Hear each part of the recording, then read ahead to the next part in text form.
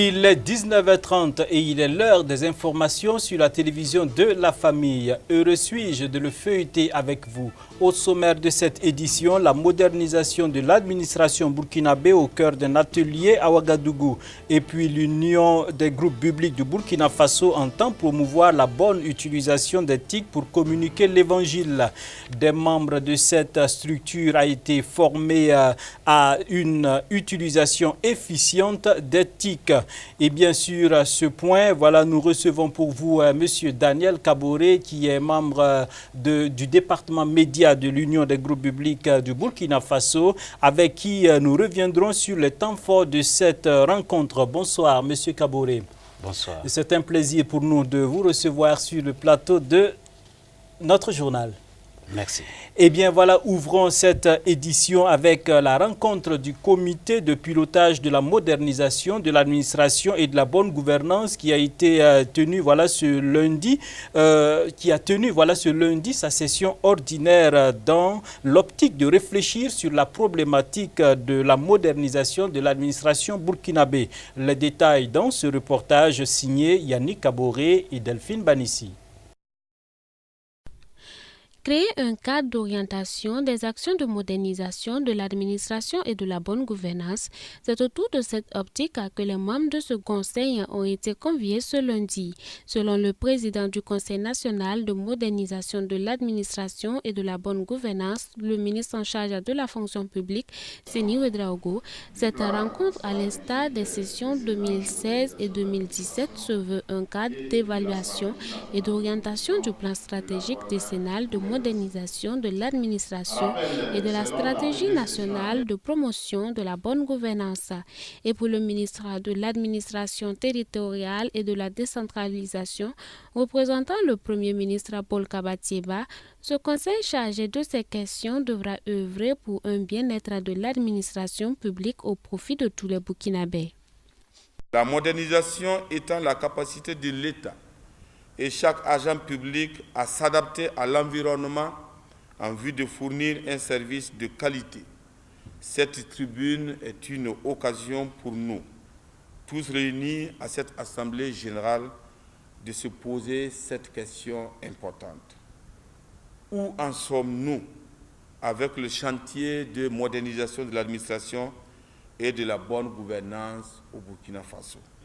Conscient de la pertinence des enjeux de la modernisation et de la bonne gouvernance dans le fonctionnement de nos structures, je voudrais encore rappeler l'engagement de nos structures et du gouvernement à travailler en étroite collaboration avec toutes les composantes qui animent la vie de la nation burkinabé, mais aussi rappeler la fermeté du gouvernement à agir pour garantir la stabilité de l'appareil administratif. Je l'ai dit l'an passé, et je voudrais le répéter à nouveau cette année. J'invite chacun des fils et chacune des filles de ce pays, et je le rappelle, qu'il doit adopter ce slogan. Et le slogan est le suivant: la modernisation de l'administration au Burkina Faso ne se fera pas sans moi. Et comme annoncé en titre, l'Union des groupes bibliques de Burkina Faso a organisé du 7 au 9 septembre dernier les écoles d'été du communicateur. La trentaine de participants est venue s'imprégner de la bonne utilisation des TIC pour communiquer l'évangile. Des précisions avec Odette Zouanguena et Yannick Kaboré. La communication numérique au service de l'Évangile, c'est sous ce thème que s'est ouverte l'école d'été du communicateur, une initiative de l'UGBB, l'Union des groupes bibliques du Burkina. L'école d'été du communicateur est à sa deuxième édition et n'est rien d'autre qu'un séminaire national de formation de l'UGBB sur l'éthique. Cette formation, pendant ces 2 jours, va consister à un apport théorique, mais aussi surtout des exercices pratiques.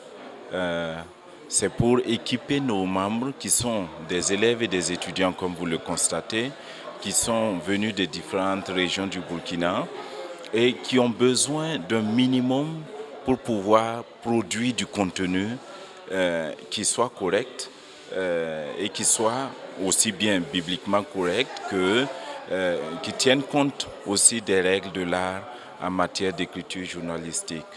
Donc c'est le web journalisme et c'est aussi la photographie, l'intégration donc de contenus médiatiques.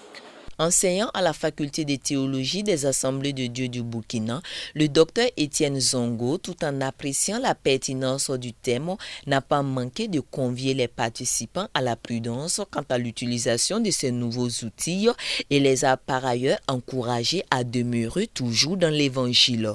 Si nous sommes arrivés à cette découverte, c'est Dieu qui a permis. Et si Dieu a permis, c'est pour sa gloire, c'est pour l'utilisation de l'évangile. Alors nous devons faire la part des choses, accepter qu'il y a un côté négatif, mais il y a un côté positif. Et nous voulons exploiter tout ce qui est positif pour utiliser ces voies et moyens de la communication numérique pour effectivement au service de l'évangile. Durant 48 heures, ce sont une trentaine de participants issus des 12 régions du pays qui seront outillés, à l'issue de laquelle formation ils serviront de correspondants régionaux du mouvement en matière d'information et de communication. Cette rencontre a par ailleurs servi de cadre de lancement du site web de l'UGBB.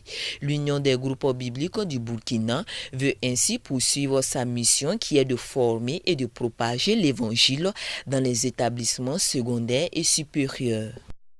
Et sur le sujet, je le disais tantôt, je reçois pour vous Daniel Kaboré de la structure média de l'Union des groupes bibliques du Burkina Faso. Alors, Monsieur Kaboré, votre réaction, je dirais, à chaud sur ce que vous venez de voir. Alors, il faut dire que l'élément de reportage a été fidèle à ce que nous avions vu. Il faut dire effectivement que cette conférence ou ces séminaires a été organisé dans l'intention d'aider les correspondants à pouvoir s'initier au métier du journalisme et dans quelques outils que nous avions préparés pour eux. Donc ce qu'il faut ajouter peut-être, c'est de dire que la conférence, ou dirais-je l'ouverture, a été suivie par une conférence inaugurale qui a été apportée par notre doyen, M. Yara Jacob, et qui a porté sur la communication numérique au service de l'évangile, puisque nous parlons effectivement évangile, et nous voudrions que cette communication puisse être au service de cet évangile que nous annonçons. Alors, est-ce qu'on peut revenir brièvement sur les grands axes de cette école? Alors, il faut dire que c'est en considération des grands défis actuels de la communication pour le GB, pour le chrétien en général, et le GBcien en particulier, laquelle communication a basculé de façon très rapide vers le numérique et qui a presque surpris tout le monde. Et l'on s'interroge et l'on devrait s'adapter par rapport à cette communication. L'Union des groupes bibliques du Burkina étant un mouvement qui est un peu partout dans le pays, s'est vu interpellé par rapport à l'initiation de ses membres. Parce que s'il y a mouvement, il doit y avoir diffusion d'informations, il doit y avoir interaction. Et nous devrions avoir de la bonne information qui circule du bas vers le haut et du haut vers le bas. Donc pour essayer d'assainir ces interactions et avoir des informations fiables, nous avions pensé qu'il fallait effectivement outiller les gens sur d'abord les fondamentaux du journalisme, comment écrire un journal, un article, quels sont les éléments de base. C'est vraiment de l'initiation à ne pas rater. Et aussi au niveau de l'art photographique, comment est-ce que l'on peut prendre une bonne photo en fonction du reportage, sans choquer les sensibilités, quels sont les plans qui peuvent être retenus pour un journal. Et c'est des éléments de base de ce genre et aussi comment les traiter. Et enfin, le troisième axe, c'était l'intégration multimédia. Après avoir eu le contenu, comment l'intégrer à ces nouveaux outils. Parce qu'il faut dire qu'avec les médias alternatifs, il y a de nouveaux usages qui se positionnent à nous et nous devrions faire face. Il y a la page Facebook, il y a qui correspondent à des supports aux caractéristiques bien déterminées. Il y a WhatsApp qui s'utilise d'une certaine manière. Il y a Twitter qui s'utilise aussi d'une certaine manière. Donc, comment utiliser ces outils pour les intégrer à ces nouveaux médias alternatifs-là? C'est dans ce sens que nous avons véritablement travaillé durant ces 2 jours. Alors cette formation, il faut le dire, est d'une importance très capitale, mais vous dites tantôt des correspondants régionaux qui sont formés. Alors est-ce à dire qu'il faut attendre dans les prochains jours l'UGBB nous créer un média? Média, vu dans le sens d'un mass média comme la radio ou la télévision, je ne pense pas que c'est la vision de l'UGBB pour le moment. Mais médias comme médias alternatifs tels que les blogs, les pages Facebook et puis bon, voilà, un site web qui permet de diffuser des informations. Nous pensons que déjà nous y sommes parce qu'avec Internet, nous avons la possibilité de diffuser également des informations. Vu dans ce sens, nous pouvons parler de médias, mais pas, ne vous attendez pas à une radio ou une télévision. Non, mais ça je ne crois pas que c'est la mauvais, vision. n'est-ce pas? Bon, on verra. Alors, on remarque également voilà, que cette formation, je le disais tantôt, vient à point nommé parce que l'actualité est ce qu'elle est. L'UGBB compte des membres, en tout cas des milliers dans toutes les régions et qui participent d'une manière ou d'une autre à la vie de la nation. Donc l'importance en tout cas se situe également à ce niveau-là. Oui, il faut se dire que l'UGBB a été créé dans l'optique d'impacter des milieux très spécifiques qui est le milieu intellectuel. C'était l'objet d'ailleurs de la création de l'UGBB qui a commencé par l'IFES dans les années 1947. Donc il faut dire que c'est pour répondre à ce vide de manque de l'évangile au niveau intellectuel tel que les étudiants et les élèves. Et ces élèves et ces étudiants sont appelés à impacter leur milieu. Et aussi à impacter bien sûr leur église, leur communauté. Et vu dans ce sens, nous croyons que le GBCien, nous l'appelons GBCien, groupe biblique scolaire ou universitaire GBUcien, est appelé donc à être un modèle, non seulement un chrétien, modèle, mais aussi quelqu'un, un intellectuel qui est bien averti, qui doit être au fait de tous les enjeux que le monde court, qui doit pouvoir répondre à quiconque veut des précisions par rapport à ces rapports entre l'évangile et ces nouvelles choses qui nous environnent au quotidien. Une façon de repenser un peu la communication, parce que toucher cette cible-là, c'est toucher une grande partie de la population. C'est-à-dire c'est permettre à ces jeunes étudiants et élèves de pouvoir créer non seulement des comptes Facebook ou Twitter, ou voilà, en tout cas sur les réseaux sociaux, mais de pouvoir les créer de façon responsable. Oui, effectivement. Il ne faut pas diffuser, enfin il ne faut pas publier tout ce qu'on voit sous les yeux, voilà, mais il faut pouvoir publier des messages responsables pour construire et non vraiment pour détruire. Effectivement, comme nous l'avions dit, nous avons eu des communications dans ce sens. Il faut dire qu'il y a quand même un aspect d'éducation aux médias, vu du côté évangélique, pour dire que nous devons réfléchir aux messages que nous recevons sur Internet et nous devons réfléchir aux messages que nous allons diffuser. Il y a des messages très sensibles qui ont des enjeux nationaux, internationaux et au niveau religieux aussi.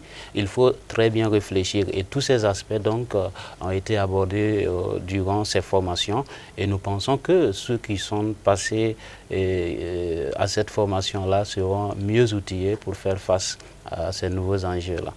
Alors, M. Kaboré, vous avez certainement quelque chose qui vous reste encore sur la gorge, sinon... Non, merci beaucoup à l'équipe de production de Canal Vimkoera et nous vous remercions davantage. D'accord, merci. Vous restez avec nous pour la suite du journal. Eh bien, la 6e édition du séminaire de formation et de prière de l'Église des Assemblées de Dieu de Boulmigou aura tenu toutes ses promesses.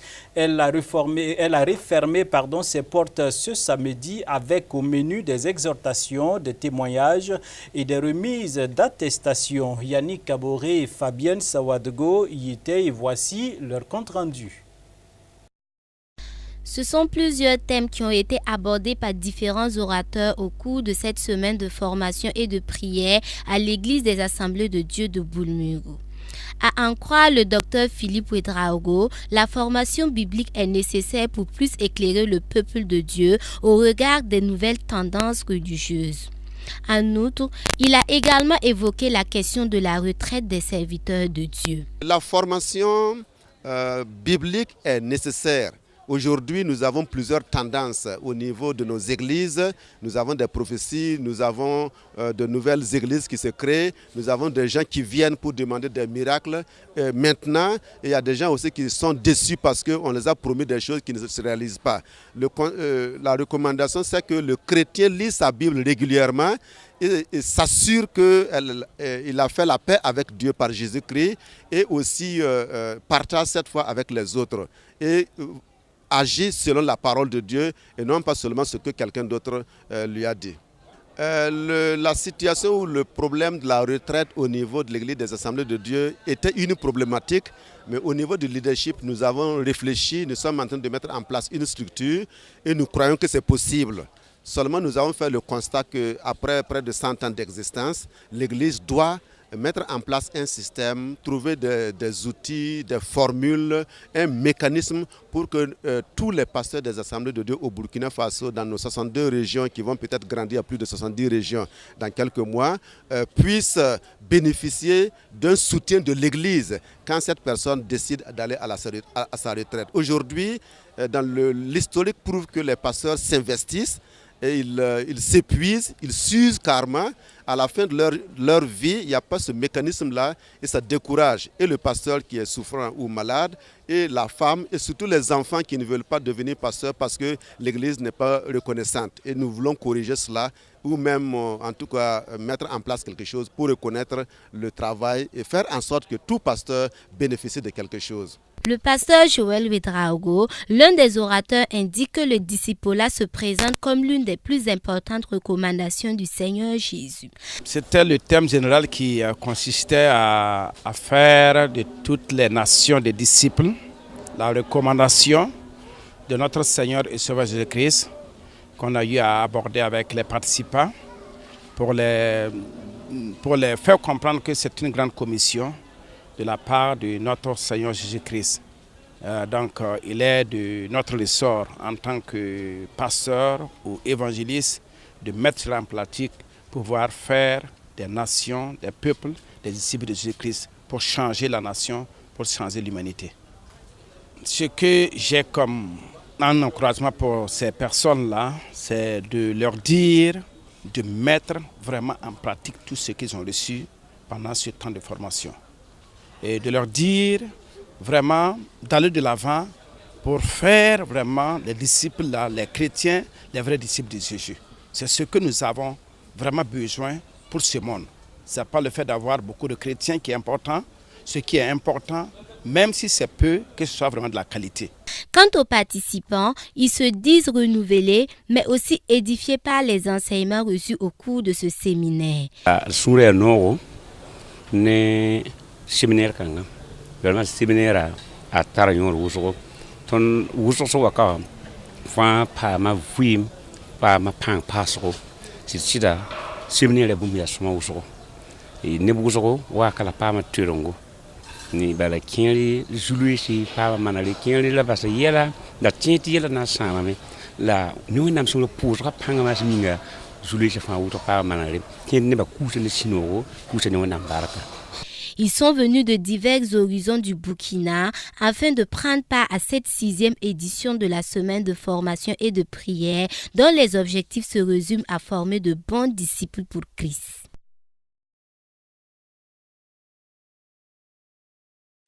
Mesdames et messieurs, c'est ici que nous mettons un terme à cette édition. Voilà, et toute l'équipe se joint à moi pour vous souhaiter une excellente soirée en compagnie des programmes de la télévision de la famille. À demain pour d'autres actualités.